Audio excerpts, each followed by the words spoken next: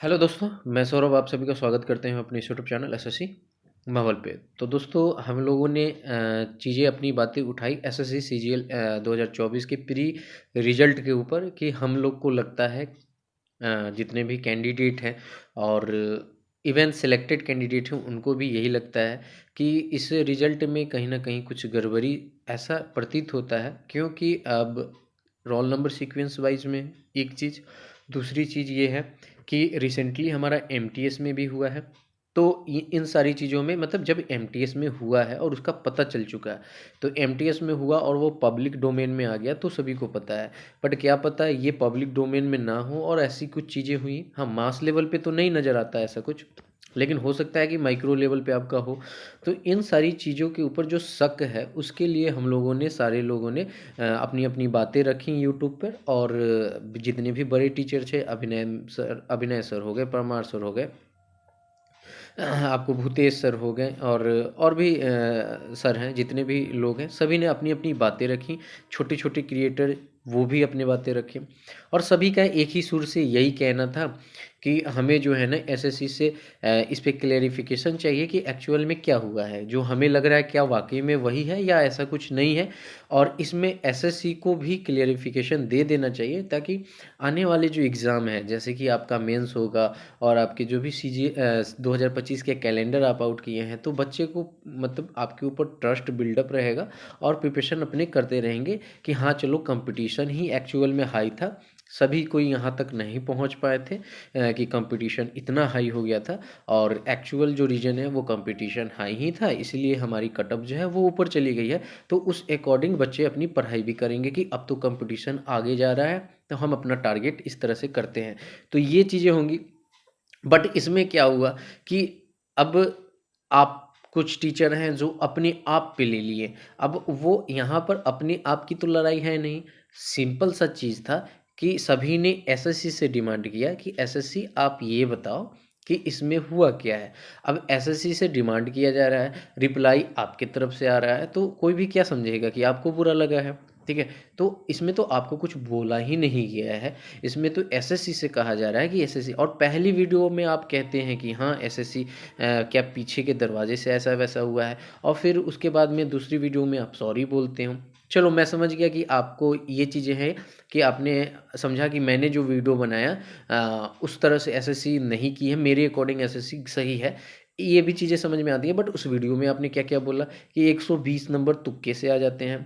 Sir आप teaching करते हो, आपको भी पता है कि क्या 120 नंबर 200 में से तुक्के से आ जाएंगे? ऐसा तो पॉसिबल ही नहीं है। ठीक है, अब कुछ भी बोल देने के लिए अब हम बड़े लेवल पे हैं, हमको जो मन करेगा सो बोल देंगे, तो वैसे तो बोलने के लिए कुछ भी बोल सकते हैं। तो मेरा यही रिक्वेस्ट है कि ये आपसी लड़ाई नहीं है, वर्सेज वर्सेज की लड़ाई है ही नहीं, उसके लिए बहुत टाइम है। और अगर आप अच्छे हैं तो आप बहुत ऊपर हैं, नंबर वन है तो रहेंगे, किसी के कहने और नहीं कहने से नहीं होगा।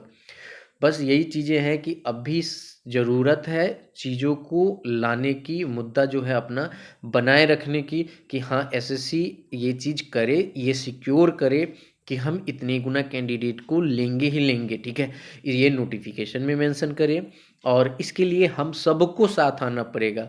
ये 24 की बात नहीं हो रही है, ये 24 की, सिर्फ 24 की ही बात नहीं है, ये आने वाले समय की बात है। 2025 है, उसके लिए नोटिफिकेशन में मेंशन हो कि कितने गुना कैंडिडेट को लिया जाएगा, ताकि एक एटलीस्ट आइडिया लग पाए कि हाँ क्या कैंडिडेट, कितने कैंडिडेट लिए जा रहे हैं, और उस अकॉर्डिंग जो है जो अच्छे डिजर्विंग कैंडिडेट हैं वो अपनी प्रिपरेशन करेंगे और अच्छा मार्क गेन करके अपनी चीज़ें समझेंगे, सिक्योर करेंगे। अब यहाँ पर अगर चीज़ें कुछ ऐसे ही नज़र आ रही है तो सर मेरे अकॉर्डिंग कुछ इसमें गलत है नहीं। अगर गलत सही जो भी बोलना होगा वो तो एसएससी बोलेगी कि आप लोग जो क्वेश्चन कर रहे हो वैसा तो कुछ है ही नहीं, हमारी चीज़ें सब सही चल रही हैं। तो इसमें एसएससी बोलेगा, मेरे अकॉर्डिंग आपको रिप्लाई करने की जो ज़रूरत नहीं थी। ठीक है, हाँ आपने एसएससी को सॉरी बोल दिया तो बोल देते कि सॉरी एसएससी, मेरे से मैं नई चीज़ों को समझ पाया। बट आप जो वीडियोज में ये बोल रहे हो कि फलाने ने ये किया, चिलाने ने ये किया, ये चीज़ें नहीं करनी चाहिए मेरे अकॉर्डिंग। और सर फिर से विनम्र विनती है कि आप बहुत ऊपर हो और आपसे बहुत ज़्यादा जो कैंडिडेट है वो कनेक्टेड है। क्यों? क्योंकि आप पढ़ाते अच्छा है तो कैंडिडेट जुड़े हुए हैं, और जब सारे कैंडिडेट आपसे जुड़े हैं, आप पे ट्रस्ट करते हैं, तो सर सभी के साथ में ही रहनी और आपको भी पता है कि अब कुछ चीज़ें जो ऐसी होती हैं उसमें यूनिटी ही बेस्ट होती है। तो अभी के टाइम में यूनिटी ही चाहिए कि बच्चे के साथ हम लोग खड़े रहें और जो है चीज़ों को एसएससी से अपनी जो डिमांड है उसको पूरी कराएं।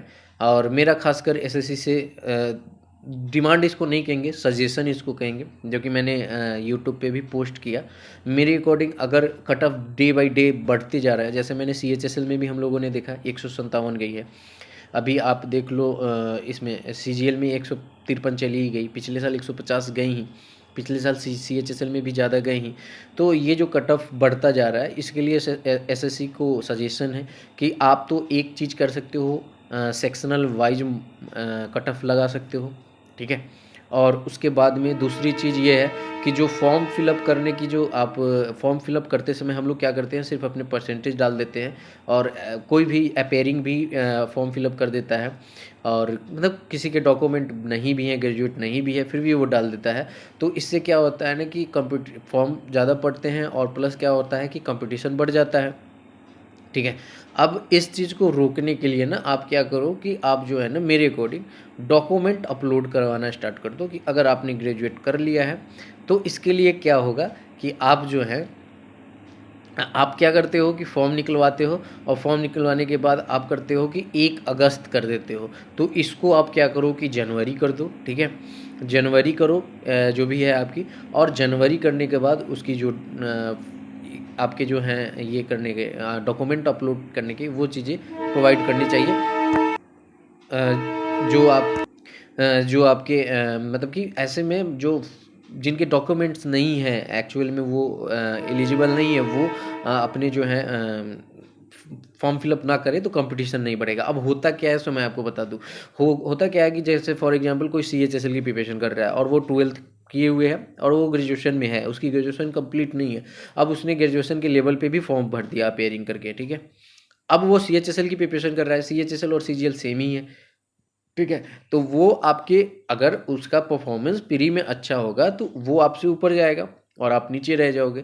तो इसीलिए जो डिजर्व मतलब जिनका ग्रेजुएशन कंप्लीट है वो नीचे रह जाएंगे, क्योंकि उनकी मार्क्स उतने नहीं आएंगे, और इनके मार्क्स ज़्यादा आएंगे तो कट ऑफ भी हाई चली जाएगी। तो इससे भी कट ऑफ को कंट्रोल किया जा सकता है। नॉर्मलाइजेशन आप उन्हें कंट्रोल करना पड़ेगा, मैक्सिमम नॉर्मलाइजेशन नहीं लाना पड़ेगा। ये सारी चीज़ें हैं। और जो डिमांड है कि पब्लिक में आपको मार्क्स पब्लिक करने के लिए ये सारी चीज़ें करनी पड़ेगी। तो मेरे अकॉर्डिंग सर आपको भी विनम्र निवेदन है कि आप प्लीज़ सभी का सपोर्ट कीजिए। सपोर्ट यही करना है, किसी पर्टिकुलर इंसान को सपोर्ट नहीं करना है जो आप पर्सनली ले रहे हैं कि हमें पर्टिकुलर, आपको किसी की बात तो माननी नहीं है, आपको जस्ट बच्चे की बात को आगे बढ़ाना है। तो अब बच्चे तो आपसे भी जुड़े हुए हैं ना, जो प्री में फेल हुए हैं वो भी जुड़े हुए थे, जो पास हुए हैं वो भी जुड़े हुए हैं। तो सर सभी के लिए एक ही आवाज़ है, सबका एक ही आवाज़ है कि एसएससी जो है इस चीज़ पे एक्शन ले, और इसके लिए सर आप भी आइए आगे और सपोर्ट कीजिए सभी को, कैंपेन में साथ दीजिए और बच्चे की जो चीज़ें हैं उसको कंप्लीट कराने में हम लोग आगे लगे रहें, ताकि एसएससी पे प्रेशर बने और ये करे। Thank you sir.